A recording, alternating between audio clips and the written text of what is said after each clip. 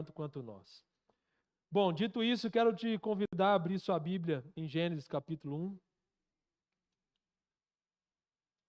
Gênesis capítulo 1, para que nós possamos meditar na palavra de Deus. Deus está falando com você nessa manhã? Será que Deus está falando com você? Ou você está distraído? Se eu te perguntasse, você ouviu a voz de Deus hoje? O que será que você diria? Se fosse responder verdadeiramente. Você está ouvindo a voz de Deus na sua vida cotidiana? Deus está falando com você? A lição de hoje, o tema da mensagem de hoje, é exatamente nos chamar a atenção para essa verdade. Deus está falando. Deus está falando. Por várias vezes o capítulo 1 de Gênesis vai nos mostrar a seguinte expressão: e disse Deus, e disse Deus, e disse Deus, e disse Deus. Por repetidas vezes, essa é a dinâmica da narrativa do capítulo 1, mostrando que Deus está falando. E através da fala, Deus vai criando as coisas vêm à existência. É extraordinário pensar isso. É extraordinário pensar que o Deus das Escrituras fala. E isso é um sinal de comunicação, de conexão, de pessoalidade. Deus escolheu se comunicar com a sua criação. Ele não apenas criou e se distanciou, mas Deus escolheu criar e dialogar conosco. A fala é um elemento fundamental da comunicação. E Deus, o nosso Deus, é um Deus comunicativo. Não sei se você sabe, o Helder não me corrigiu, nem a Amanda, então eu estou imaginando que eu estou certo no que eu estou dizendo. Eu falei com ele, se eu errar no culto das 8, não deixa eu errar no culto das 10h30. E ele não falou nada. Qualquer coisa, você não me deixa errar às 18, tá? Por favor. Mas dizem que a nossa voz é única. A nossa voz faz parte da nossa identidade. Quando eu falo e você ouve a minha voz, você sabe, é o Andrei que está falando. Quando você fala e eu ouço a sua voz, eu sei que é você quem está falando. Alguns imitadores ficaram famosos porque eles criaram a habilidade de imitar a voz icônica de Silvio Santos. Quantos se lembram? Eu não vou me atrever a fazer isso porque eu não sou imitador, mas os que têm essa habilidade reproduzem a voz do Silvio Santos e quando você ouve a voz, você fala, ele está imitando tal pessoa. Ele está imitando essa pessoa. Quando nós olhamos para a realidade da nossa geração, a gente também descobre um outro fato. Eu já tinha ouvido por aí, não sei se você acredita nisso, que as mulheres falam mais palavras do que os homens ao longo de um dia. Já ouviu isso? Você acredita nisso? Sim? É verdade isso, irmão? Será que as mulheres falam mais palavras do que os homens? Bom, eu não vou usar comprar essa briga. Eu não vou comprar essa briga. Mas uma coisa eu quero dizer: estudos apontam que a nossa geração, hoje, a nossa geração, fala menos do que as gerações passadas. Cada vez menos nós nos comunicamos com palavras. Por que será? Alguns apontamentos são feitos com relação, nesses estudos, tem sido feito, eles estão pesquisando sobre isso, mas um desses apontamentos é o uso da tecnologia, que muitas vezes tem feito as crianças, os adolescentes, principalmente os mais jovens, se distanciarem e evitarem cada vez mais a comunicação, a fala. Então, você encontra, às vezes, algumas pessoas que são caladas e assim querem ficar, e as nossas gerações, quanto mais jovens vão ficando, menos vem necessidade de conversar, menos vem necessidade de falar. E é interessante pensarmos isso porque, como eu disse, estamos diante de um Deus que fala. Mas se ouvir as pessoas não é interessante para mim, veja o problema. Se ouvir as pessoas não é algo que eu tenha interesse, é muito provável que ouvir a Deus também seja desinteressante para mim. Eu me acostumei ao meu mundo silencioso, solitário, onde eu conduzo tudo do jeito que eu quero. E pensar num Deus que está falando o tempo inteiro, um Deus que está conduzindo as coisas e governando as coisas, também pela fala, porque é isso que a gente vai ver em toda a narrativa. O que é a palavra de Deus, irmãos? O que é a palavra de Deus, senão Deus falando? O que é a figura do profeta ao longo de todo o Antigo Testamento, senão Deus falando? E eles diziam, assim diz o Senhor. E eles traziam, então, a revelação profética para aquele tempo. O que dizer das narrativas, das histórias que temos, senão exatamente isso? Deus está falando, mas talvez nós estejamos desinteressados. Talvez os nossos ouvidos estejam distraídos. Essa talvez seja a grande questão. Não há dúvida que Deus fala. A dúvida é, eu estou ouvindo o que Deus fala? Eu estou atento ao que Deus está falando? Gênesis, capítulo 1, verso de número 3. Disse Deus, haja luz, e houve luz. E viu Deus, verso 4, que a luz era boa, e fez separação entre a luz e as trevas. Chamou Deus a luz dia, e as trevas noite. Houve tarde e manhã, o primeiro dia. E disse Deus, haja firmamento no meio das águas, e separação entre águas e águas. Fez, pois, Deus o firmamento, e separação entre as águas debaixo do firmamento, e as águas sobre o firmamento. E assim se fez. Preste atenção nessa expressão final. E chamou Deus ao firmamento os céus, houve tarde e manhã, o segundo dia. Disse também Deus, ajuntem-se as águas debaixo dos céus, num só lugar, e apareça a porção seca. E assim se fez. A porção seca chamou Deus terra.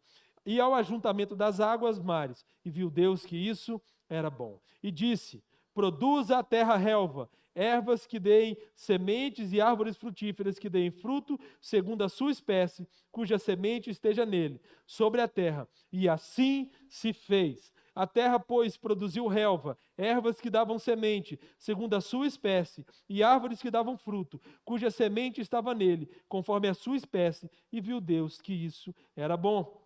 Houve tarde e manhã, o terceiro dia. Disse também Deus, haja luzeiros no firmamento dos céus, para fazerem separação entre o dia e a noite, e sejam eles para sinais, para estações, para dias e anos, e sejam para luzeiros no firmamento dos céus, para alumiar a terra. E assim se fez. Fez Deus os dois grandes luzeiros, o maior para governar o dia e o menor para governar a noite. E fez também as estrelas, e os colocou no firmamento dos céus para alumiarem a terra, para governarem o dia e a noite e fazerem separação entre a luz e as trevas. E viu Deus que isso era bom. Houve tarde e manhã, o quarto dia. Disse também Deus, olha quantas vezes Deus está dizendo, povoem-se as águas de enxames de seres viventes, e voem as aves sobre a terra, sobre o firmamento dos céus. Criou, pois, Deus os grandes animais marinhos e todos os seres viventes que rastejam, os quais povoavam as águas, segundo as suas espécies, e todas as aves, segundo as suas espécies. E viu Deus que isso era bom. E Deus os abençoou, dizendo, sede fecundos, multiplicai-vos, e enchei as águas dos mares, e na terra se multipliquem as aves. Houve tarde e manhã, o quinto dia. Disse também Deus, produza a terra seres viventes, conforme a sua espécie, animais domésticos, répteis e animais selváticos, segundo a sua espécie. E assim se fez. E fez Deus os animais selváticos, segundo a sua espécie, e os animais domésticos, conforme a sua espécie, e todos os répteis da terra, conforme a sua espécie. E viu Deus que isso era bom. Também disse Deus, façamos o homem à nossa imagem, conforme a nossa semelhança. Tenha ele domínio sobre os peixes do mar, sobre as aves dos céus, sobre os animais domésticos, sobre toda a terra e sobre todos os répteis que rastejam pela terra. Criou Deus, pois, o homem à sua imagem, a imagem de Deus o criou. Homem e mulher os criou. E Deus os abençoou e lhes disse, sede fecundos, multiplicai-vos, enchei a terra e sujeitai-a, dominai sobre os peixes do mar, sobre as aves do céu e sobre todo animal que rasteja pela terra. E disse Deus ainda, eis que vos tenho dado todas as ervas que dão semente e se acham na superfície de toda a terra, e todas as árvores em que há fruto que dê semente, isso vos será para mantimento. E a todos os animais da terra, e a todas as aves dos céus, e a todos os répteis da terra, em que há fôlego de vida, toda a erva verde lhes será para mantimento. E assim se fez. Viu Deus tudo quanto fizera, e eis que era muito bom. Houve tarde e manhã, o sexto dia. Amém. Vamos orar? Quem sabe essa seja uma outra oportunidade de você dizer: Senhor, fala comigo. Você pode fazer essa oração. Fala conosco, Senhor, através da tua palavra. Porque sabemos que hoje o Senhor ainda fala. Nós aqui muitas vezes estamos distraídos. E que ao falar, que o Senhor produza transformação dentro de nós. Que a tua palavra seja verdade e vida. Que a tua palavra molde o nosso coração. Assim nós oramos, em nome de Jesus. Amém. Mais uma lição do princípio. Olhando para o capítulo 1 de Gênesis, percebemos como o nosso Deus é um Deus que fala. Que fala. Deus está falando com o seu povo. As minhas ovelhas ouvem a minha voz e me seguem, disse Jesus. Ouvem a minha voz e me seguem. Quando olhamos mais de perto para o capítulo 1, descobrimos que podemos extrair pelo menos duas lições sobre essa expressão, e disse Deus. A primeira delas é que quando Deus fala, nesse contexto da criação, do capítulo 1, tudo obedece. Deus fala e tudo obedece. Eu frisei aqui na minha leitura, ao longo de todo o capítulo, e lemos um texto extenso, de forma proposital, para que você tivesse a noção, e espero que você tenha conseguido capturar isso, de que o tempo inteiro a narrativa bíblica vai dizer: e assim se fez, e assim se fez. Deus dá uma ordem, e assim acontece. Deus diz, e a coisa se torna realidade. Deus fala, e a criação obedece. A criação se sujeitando à ordem do Deus Criador. Essa é a dinâmica da palavra de Deus. É isso que eu e você precisamos aprender hoje. Que Deus fala, já ficou muito claro. Nós já entendemos isso. Essa é a verdade ao longo de toda a narrativa bíblica. Mas o que vem depois disso? Quando percebo a dinâmica, a construção do texto do princípio, eu descubro que no princípio, e desde o princípio, todas as vezes que Deus fala, algo acontece. E quando Deus fala, a criação se sujeita à voz de Deus. Tudo se conforma à ordem de Deus. Ele diz e acontece da exata maneira que ele disse que deveria acontecer. Mas, no capítulo 3 de Gênesis, ao invés de dar ouvidos à voz de Deus, Adão e Eva deram ouvidos à voz da serpente. E ignorando a voz de Deus, ouviram a serpente que dizia: você pode comer desse fruto, porque do dia que você comer desse fruto, os seus olhos se abrirão e você será igual a Deus. Eles então comem e desobedecem ao Senhor, desobedecem à ordem de Deus. E a partir daí, o ser humano passou a resistir à voz de Deus. Nós olhamos para o cenário das Escrituras e o que é que nós encontramos? Nós encontramos a seguinte situação: tudo, o vento, os mares, a água, todos os elementos, todos os animais, tudo que existe, as leis da natureza estão sujeitas à vontade de Deus. Deus era poderoso, e a gente vê esses relatos ao longo de todas as Escrituras. Deus é poderoso para fazer o sol parar, Ele é poderoso para fazer chover pão do céu, Ele é poderoso para abrir um mar ao meio, Ele pode todas essas coisas. É só uma ordem de Deus e as coisas acontecem.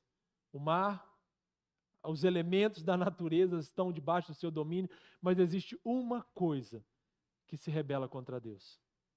Em toda essa criação, só existe uma coisa que quando Deus diz, acha que pode dizer: não. Quem é? Te dou 3 chances. eu mesmo e eu de novo. Quem insiste em resistir à voz de Deus? Eu. Eu me lembro quando, né, lá no contexto familiar, talvez você já tenha vivido isso, o irmão chega, né, meu irmão chegava e falava assim: meu pai mandou, você precisa fazer isso, lavar a louça. Aí eu perguntava assim: quem mandou? Aí se ele dissesse: meu pai mandou, Opa, então eu preciso ir. Eu preciso obedecer. Agora, se fosse meu irmão, né? Meu irmão estava às vezes querendo me enganar de alguma forma. Eu já falou, quem mandou? Ele mandou mesmo? Mandou. A gente deveria dar um pouquinho mais de valor para a voz de Deus, irmãos. Quem está mandando? Quem está dizendo? É Deus que está falando? É Deus que está dando a direção? Então eu deveria acatar com mais seriedade. Não é um qualquer. A Bíblia não é qualquer livro. Aqui não estão quaisquer verdades. Está a verdade máxima, a revelação única, a nossa regra de fé e prática. E eu deveria considerar com mais apreço o que as Escrituras dizem. E eu deveria me esforçar um pouco mais para obedecer o que ela me ensina. Mas a verdade é que nós às vezes estamos ignorando a voz de Deus. Deus está falando. Será que eu estou ouvindo? É como um médico. Eu sou casado com uma, então eu posso dizer com propriedade. Um paciente chega e relata o problema. Estou com esse problema, preciso de ajuda. Chega no médico. O médico fala, você tem que abandonar isso, você tem que mudar isso, você tem que tomar esse remédio, você tem que mudar esse hábito. E a pessoa leva isso para casa. Mas a pessoa olha para aquilo tudo que o médico falou e ela diz assim, esse médico não sabe de nada. Eu vou fazer do meu jeito. Que largar isso o quê? Que parar com aquilo o quê? Estou mentindo, gente? Estou falando alguma bobagem aqui? Aí, vai acusando aí, vai mostrando aí. Dá aquela cutucada, fala assim, fala Deus, ó Deus falando aí, ó. E você às vezes não está ouvindo. Não, esse médico não sabe de nada. Quantas vezes já ouvi isso? Esse médico não sabe de nada, ele não sabe o que ele está falando. Eu estou fazendo isso há tanto tempo, sempre deu certo, é assim que eu vou viver. E a gente às vezes está fazendo isso com Deus. Deus está falando repetidas vezes. E Ele está nos alertando repetidas vezes. Mas nós ignoramos, igual a gente faz com o médico. A gente ignora as placas de trânsito. Falam para nós assim, 60 km por hora. Você dá uma olhada, não tem nenhum radar aqui. Vou pisar fundo que eu estou atrasado. Você sabe como é que é, né? Eu tô um pouquinho, a vida é corrida demais. E a pessoa acelera. Não pode parar aqui, mas, poxa, eu estou com tanta pressa, vai ser rapidinho, eu vou parar, não tem problema. Poxa, as pessoas entendem, né? Está tão corrido, a minha vida é uma loucura. Se eu parar aqui um pouquinho, rapidinho, nesse lugar que não pode parar, não tem problema nenhum. E aí, então, a gente vai parando.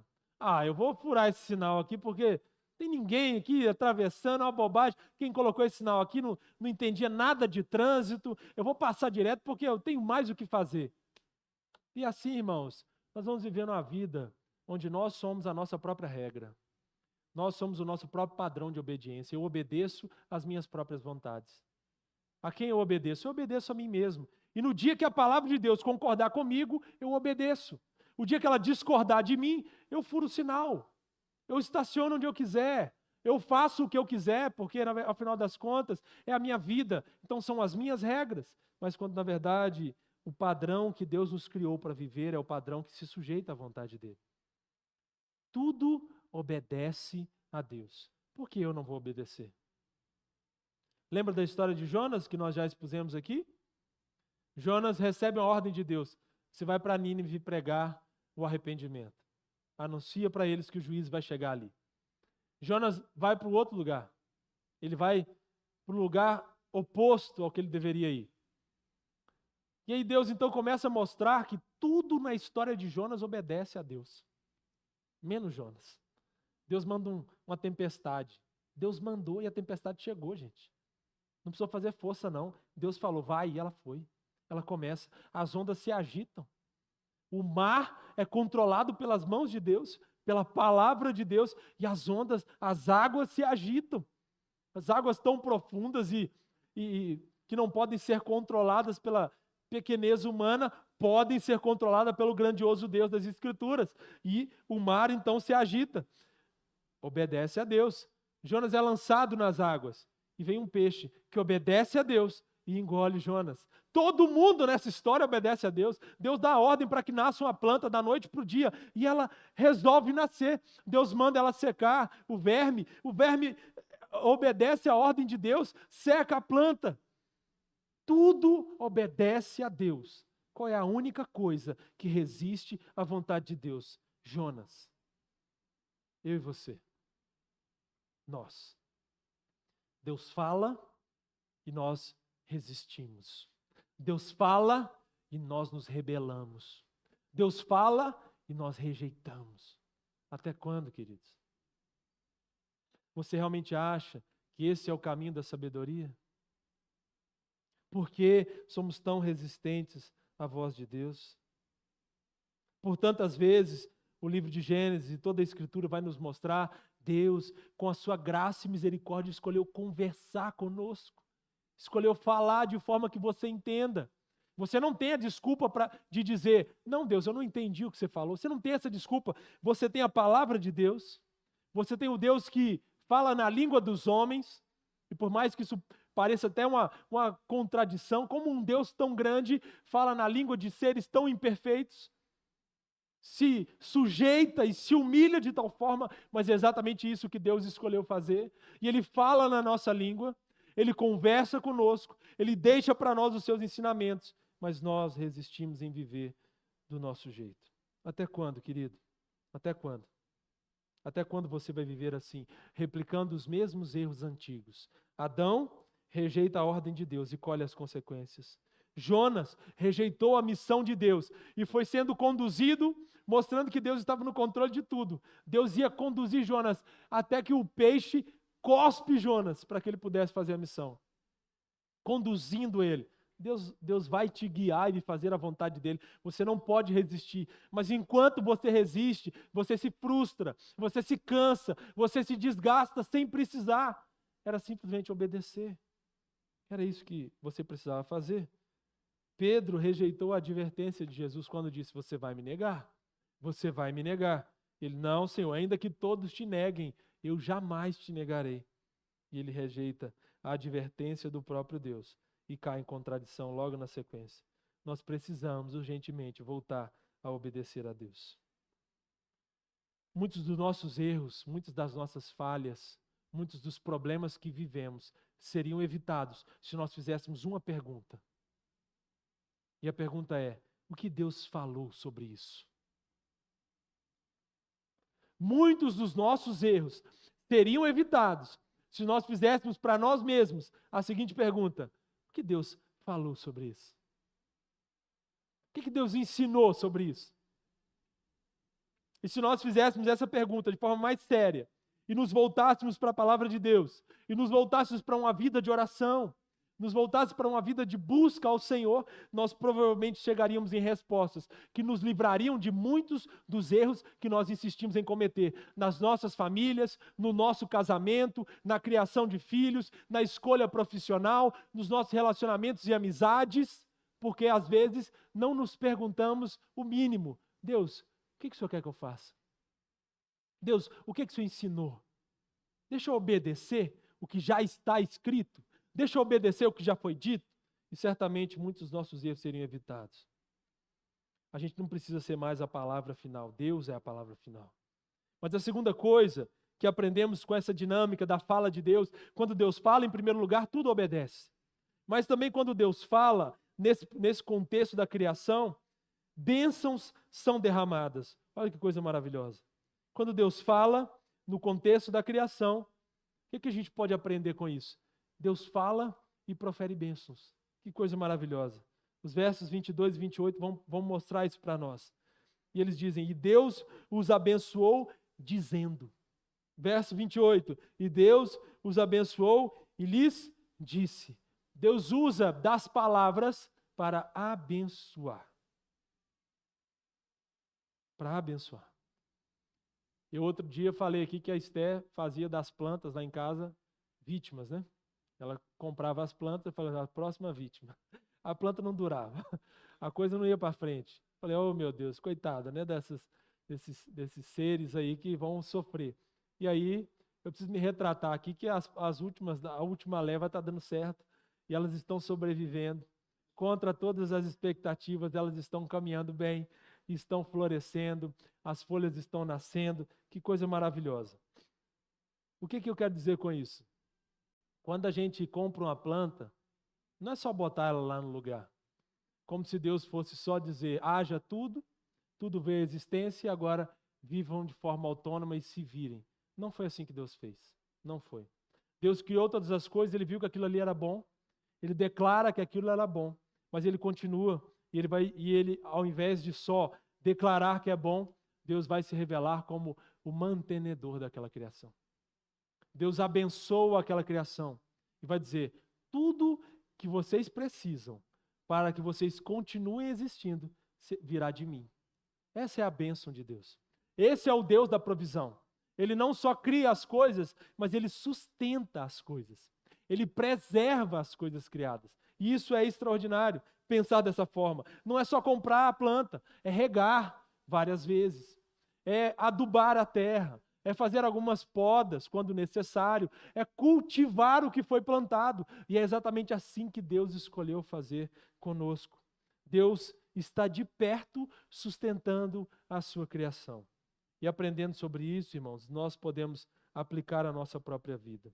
Deus diz palavras de bênçãos a nosso respeito. A nosso respeito. Deus está abençoando você todos os dias. Você se lembra do maná?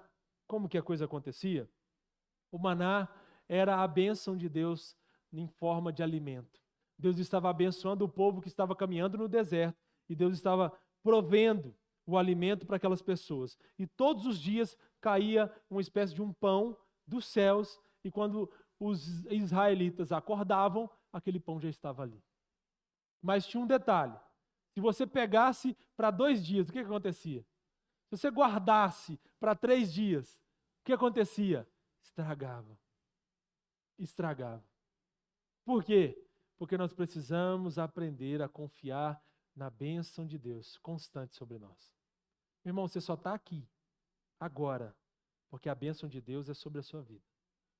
E se um dia você duvidou disso, eu quero te lembrar nessa manhã. Você só está aqui nesse momento, porque a bênção e o cuidado de Deus foram sobre você, te sustentando até aqui. Não era possível pegar mais do que um dia, porque Deus tem uma porção de cuidado, de provisão para cada um dos nossos dias. É assim que Deus escolheu fazer. E nós devemos aprender a confiar que esse Deus que criou todas as coisas, que fala conosco hoje, fala de tal forma a nos alimentar, a nos nutrir e a nos sustentar em tudo que nós precisamos. A cada novo dia, Deus continua sustentando as nossas vidas. Você crê nisso? Isso é pura misericórdia de Deus, irmão. Pura misericórdia de Deus. A gente não merece. De fato, a gente não merece. Mas Deus insiste em derramar bênçãos generosas sobre nós. Se eu te desse a oportunidade de contar as bênçãos, quais seriam? Quantas você contaria? Mas muitas vezes, mesmo Deus usando das palavras para nos abençoar, mesmo Deus usando da bendita palavra para trazer vida aos nossos corações, provisão a nós insistimos em abrir os nossos lábios e murmurar contra o Senhor. Nós usamos da palavra, usamos da nossa voz, usamos da fala para reclamar de Deus, para ferir alguém que está perto de nós, para machucar os nossos parentes, a nossa família, o nosso cônjuge, que às vezes está perto de nós. Ao invés de espelharmos a Deus e usarmos as palavras para que sejam fontes de bênção sobre aqueles que estão perto, nós muitas vezes usamos as palavras para qualquer outra coisa, para escarnecer, para afastar, para ferir, menos para abençoar. A gente precisa mudar isso também. A dinâmica do reino de Deus é diferente. A dinâmica do reino de Deus é usar a métrica de Deus. E a métrica de Deus é as palavras que saem dos meus lábios sejam agradáveis ao Senhor, diz a palavra de Deus. Que as palavras dos meus lábios agradem a Ti, Senhor. Que as palavras que saem da sua boca transmitam vida e bênçãos. Que as palavras que saem da sua boca transmitam o evangelho que transforma aqueles que estavam perdidos. Que as palavras que saírem dos nossos lábios sejam palavras realmente transformadoras. Jesus é a palavra viva que abençoa pessoas imperfeitas. Ele é aquele que estava no início, e aqui é o caminho para o fim, eu concluo. O mesmo que disse, haja luz, lá no início, foi o que disse aos ventos, em Marcos capítulo 4. vento se acalme. E o vento se acalmou. É o mesmo que disse por várias vezes, os seus pecados estão perdoados. Que disse para aquela mulher que estava a ponto de ser apedrejada, eu não te condeno. Ele falou isso, ele disse, ele usou palavras e eles entenderam, eles ouviram isso. É o mesmo que disse, Lázaro, venha para fora. E de uma maneira que ninguém pode explicar, um morto conseguiu ouvir a voz de Cristo e saiu depois de 4 dias que ele tinha morrido. Ele sai da sepultura. Tamanha é a força, a autoridade e o poder da palavra de Deus. É o mesmo que disse na cruz, está consumado. E de uma vez por todas, pagou pelos nossos pecados. Jesus disse isso. Ele falou. E quando ele subiu à cruz, ele disse, está consumado.